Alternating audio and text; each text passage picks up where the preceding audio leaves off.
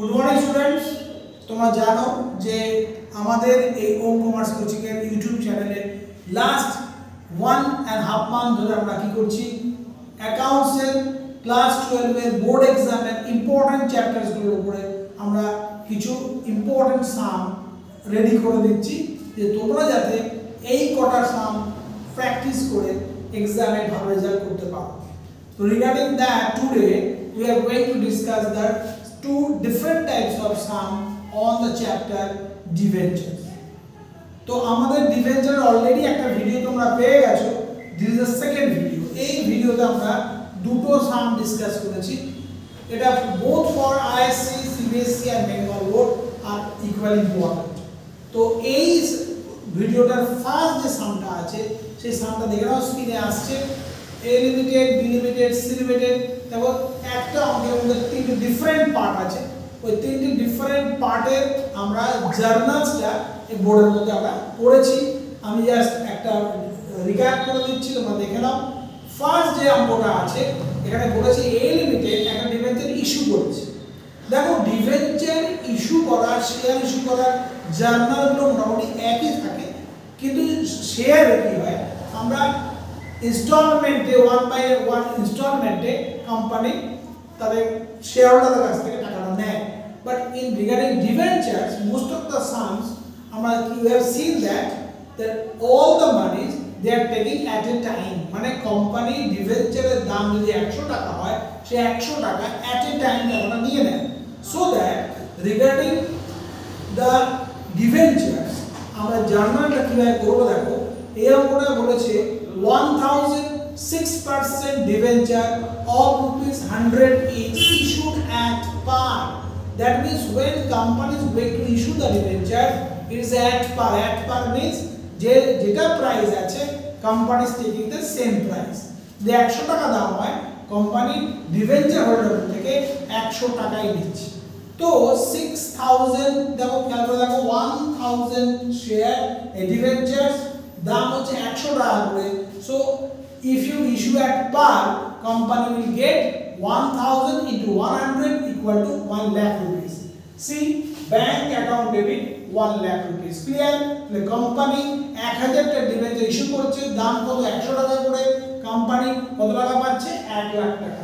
নিচে কি লিখবো, তার কাছে debenture application and allotment means যদি কোম্পানি এতে টাইম টাকাটা নিয়ে নেয়, তুমি শুধু ডিবেঞ্চার অ্যাপ্লিকেশন লিখবে না, debenture application and allotment account লিখবে। Okay, so first entry is already almost completed. Now we are going to the second entry, second and last entry. প্রথম সামটায় দুটো মাত্র journal, first journal complete. Now we are coming to the second journal. What the amount we have received on behalf of application allotment account, that will be debited. মানে এখানে যে অ্যাকাউন্টে credit হয়েছিল আমরা সেখানে সেকেন্ড জার্নাল ডেবিট করে দিলাম।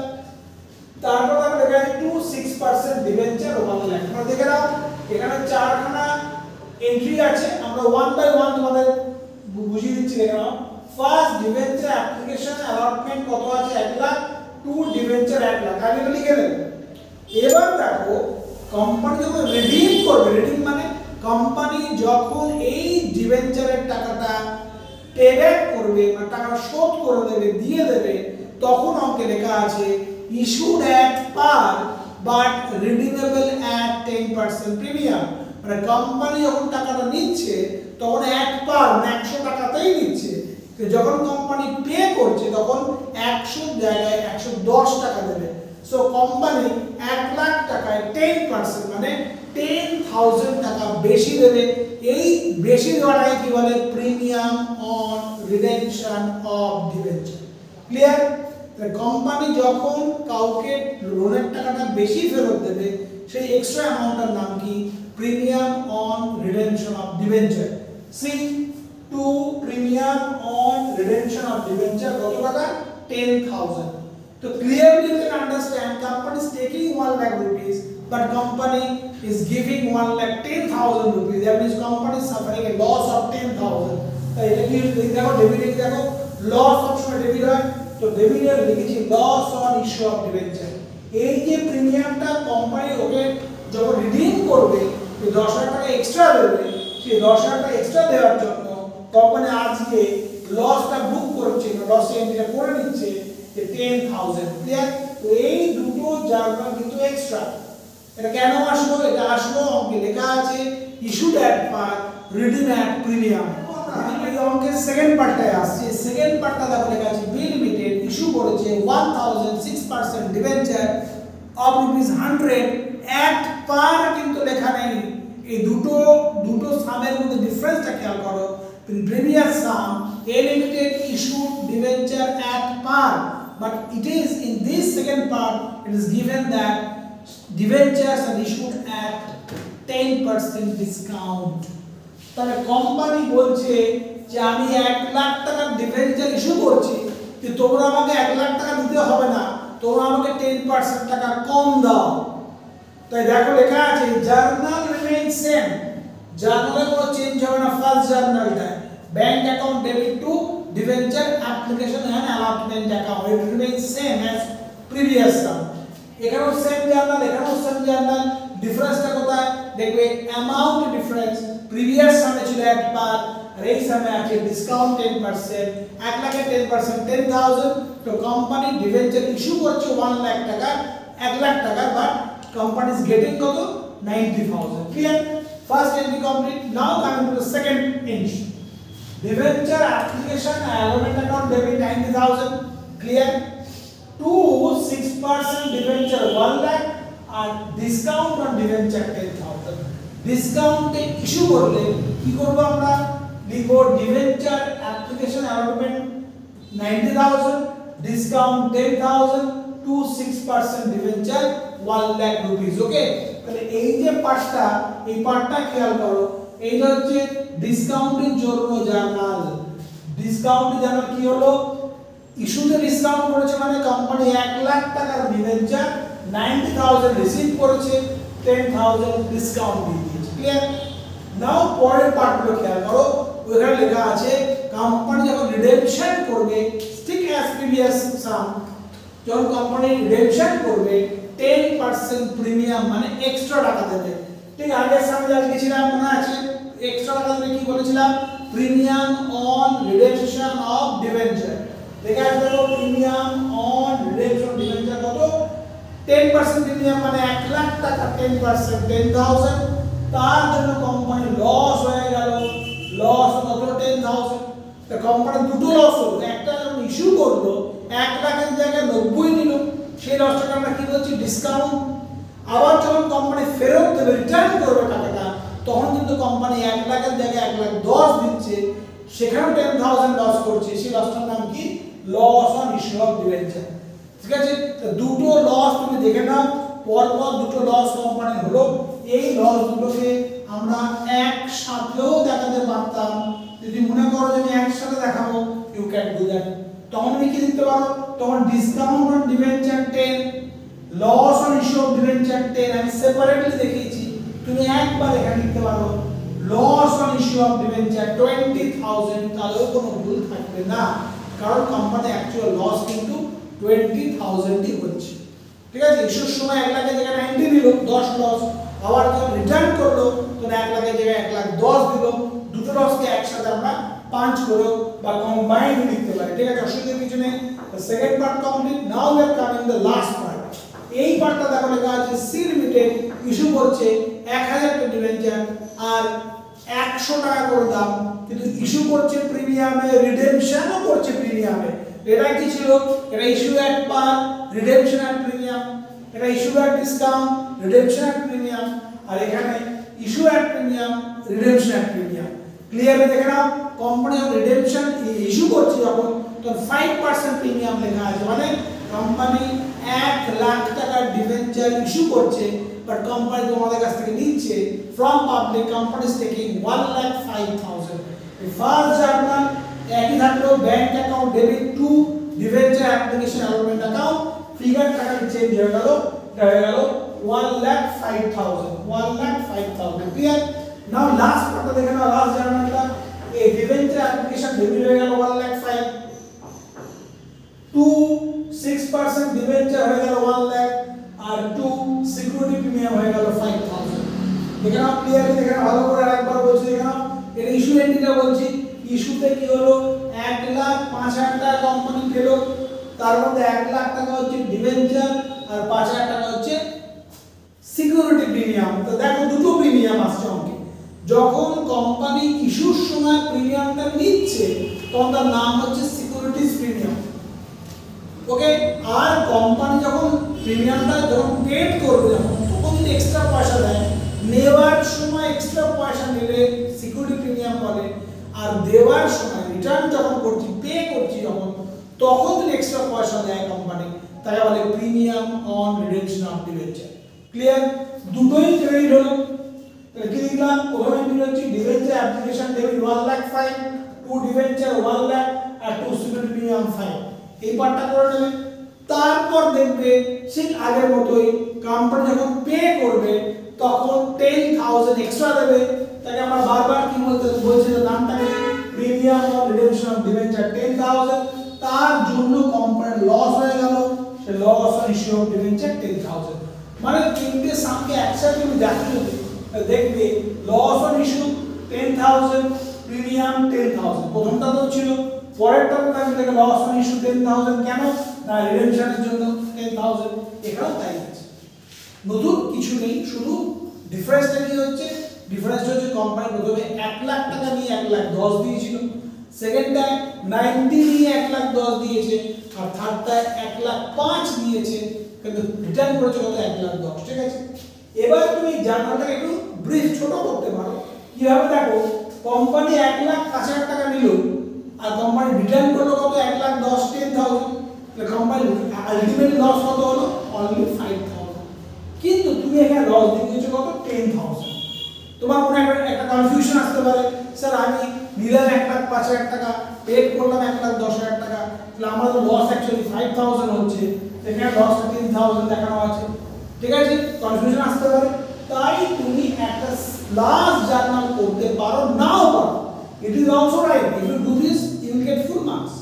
আর যদি মনে করো না এটাকে আমি অ্যাডজাস্ট করবো, অ্যাডজাস্ট করতে পারো, তখন তুমি সিকিউরিটি প্রিমিয়াম কথাটা আর লিখবে না, বা একটা থার্ড জার্নাল করবে, লিখবে security premium account debit 5,000 to loss on issue 5,000। Okay, এই প্রিমিয়ামটা তোমার প্রফিট, এটা হচ্ছে লস, প্রফিট লসটা তুমি অ্যাডজাস্ট করতে পারো। ঠিক আছে, তা তোমার তিনটে অপশন দিলাম, হয় তোমাকে এভাবে জার্নাল করবে, যেভাবে করেছি আমি সেভাবে করবে, না হলে তুমি প্রিমিয়াম কতটা লিখবে না 5,000 লিখবে না, আর লসের 10 এর জায়গায় 5 লিখে দেবে, হয়ে গেল। বা তুমি এই জার্নালটা করার পর থার্ড জার্নাল করতে পারো, সেটা হলো security premium account debit to loss on issue of debenture. মানে আমি যে প্রফিটটা করেছিলাম নেওয়ার সময় সেই প্রফিট দিয়ে আমি লসটাকে রাইট অফ করলাম। ঠিক আছে, এটা একটা বলে দিলাম অপশন হতে পারে। তাহলে এই ভিডিও দুটো সাম যাবে, এটা ফার্স্ট সাম ছিল। এই সামটায় আমরা কি করলাম, আমরা ইস্যু আর রিডেমশনে একটা কম্বিনেশন এন্ট্রি করলাম, তিনটে কম্বিনেশন এন্ট্রি করলাম। একটা ছিল issue at par redemption premium, issue at discount redemption premium, আর লাস্টটা ছিল issue at premium and also redemption premium. আশা করি এই অঙ্কটা আমাদের খুব কাজে লাগবে, তোমরা দুবার কিন্তু প্র্যাকটিস করে নেবো, করে রেডি করে নেবে। এবার আসো আমরা সেকেন্ড অঙ্কটা। দেখছো আমাদের ভিডিওটা চলছে, আমাদের এই ভিডিও চলার সময় আমাদের নিচে দেখো দুটো লেফট ও রাইট সাইডে দুটো ব্লিঙ্ক আসছে। এখানে আমাদের আগের ভিডিও বলেছিলাম যে আমরা এখন গভর্নমেন্ট রেজিস্টার্ড হয়ে গেছি, বলে আমরা নতুন নতুন কোর্স আমরা এখানে লঞ্চ করতেই পারি। তো রিগার্ডিং দ্যাট আমরা এপ্রিল থেকে দুটো কোর্স নতুন নিয়ে আসছি, খুব ইম্পর্টেন্ট দুটো কোর্স বিএ কমার্স স্টুডেন্ট। সেটা হলো একটা শেয়ার মার্কেটের দেবো, আর একটা হলো প্র্যাকটিক্যাল কম্পিউটারাইজ অ্যাকাউন্টস এবং ট্যাক্স। মানে একটাই আমরা করছি কম্পিউটারাইজ অ্যাকাউন্টস কিভাবে শিখবো, আর ট্যাক্সের কাজগুলো কিভাবে শিখবো, ক্যালকুলেশন কিভাবে শিখবো, কিভাবে কম্পিউটার অ্যাকাউন্টস কমপ্লিট করতে পারবো।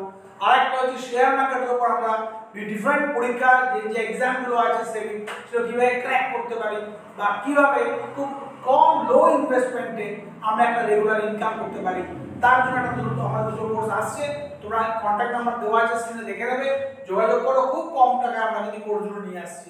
ঠিক আছে, বেস্ট অফ লাক সবাইকে। আবার একবার ডিভেঞ্চারের এই অঙ্কটা দেখে নাও, আগে যে অঙ্কটা পার্টটা গেছে সেই পার্টে আমরা একটু ডিফারেন্ট টাইপের ডিভেঞ্চারের সাম করেছিলাম, আর এই সামটা আরেকটা করছি, এটাও ইম্পর্টেন্ট সাম। এখানে দেখো অঙ্কটা লেখা আছে, স্ক্রিনে দেখে নাও, কোশ্চেনটা আসছে যে এ লিমিটেড এখন ডিবেঞ্চার ইস্যু করেছে 50 রুপিস করে দাম, আর ডিবেঞ্চার ডিসকাউন্ট ইস্যু করেছে। ওকে, তো ডিবেঞ্চার কোম্পানি ইস্যু করছে এট ডিসকাউন্ট। তো সেই জায়গাটা বুঝতে পারছো, কোম্পানি 1000 ডিবেঞ্চার 50 রুপিস করে দাম, 50,000 হয়, 10% discount, that means company is getting 45,000।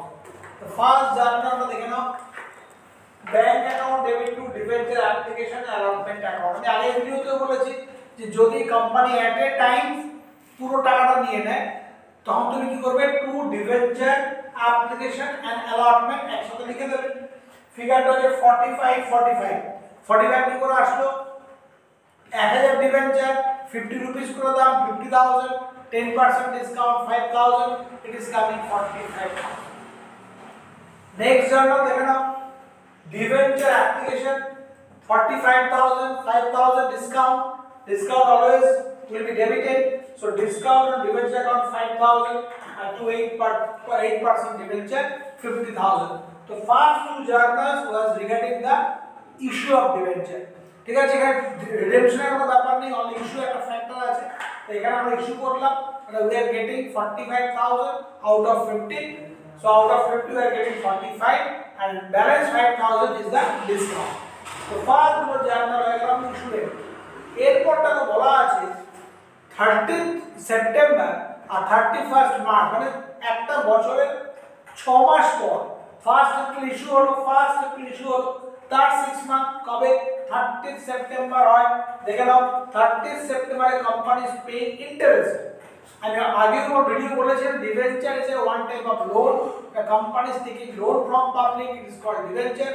So when you are taking loan from public you have to pay the interest, so interest কত হবে, তখন কিন্তু কোম্পানি অ্যাকচুয়াল ডিবেঞ্চারের ভ্যালু আছে কত, 50 আছে, এই 50,000 এর উপর 8% debenture means you have to pay interest at the rate of 8%. okay, ক্যালকুলেশনটা দেখে নাও, টোটাল ডিবেঞ্চার 50,000, তার 8% হচ্ছে কত, 4,000। ওকে, সো সারা বছরে ফুল ইয়ারে কোম্পানি 50,000 এর উপর 8% পার অ্যানাম 4,000 ইন্টারেস্ট পে করবে।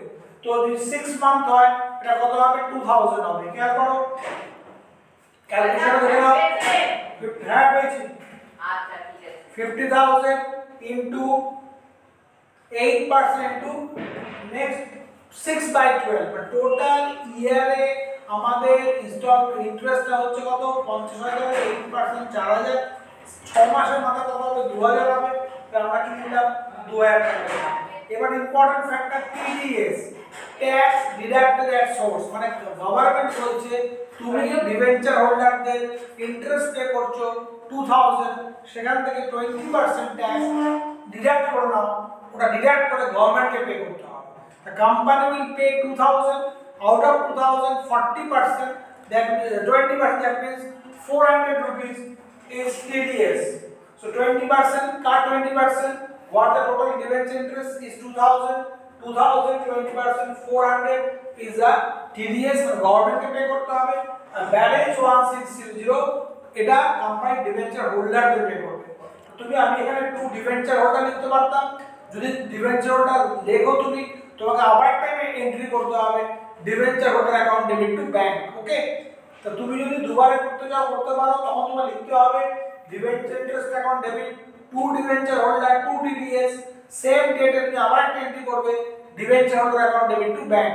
আমি দুটোকে কম্বাইন করে কি করেছি, এখানে করে দিয়েছি ডিবেঞ্চার ইন্টারেস্ট 2,000, 16,000 কোম্পানি পে করবে, আর বাকি 400 টাকা কোম্পানি টিডিএস হিসেবে রেখে দেবে। এবার দেখে নাও, ঠিক আবার 6 মান্থ পর 31 March 24 company same journal, company আবার 200 ইন্টারেস্ট পে করছে, আউট অফ 2,000 গভর্নমেন্টের জন্য কোম্পানি 400 টাকা রেখে দিল, আর ব্যালেন্স 1600 পেমেন্ট করে দিল। ওকে, তো সেম জার্নাল দুবার করলে, একবার সেপ্টেম্বরে করলে, একবার মার্চে করলে। মার্চ ইয়ার এন্ডিং এ কি করতে হবে, গভর্নমেন্টের টাকাটা পে করতে হবে। তো গভর্নমেন্টের দুবারে তুমি টিডিএস এর 400 টাকা আর টিডিএস এর 400 টাকা 800 টাকা তুমি সেভ রেখেছিলে, এবার at the end of the ইয়ার তুমি গভর্নমেন্টকে পে করছো TDS account debit to bank 800 মানে বছরের শেষে তুমি গভর্নমেন্টকে ট্যাক্সটা দিয়ে দিবে। এবার লাস্ট একটা এন্ট্রি, এটা এন্ট্রি কিন্তু খেয়াল রাখবে, ইম্পর্টেন্ট এন্ট্রি তোমার করতেই হবে।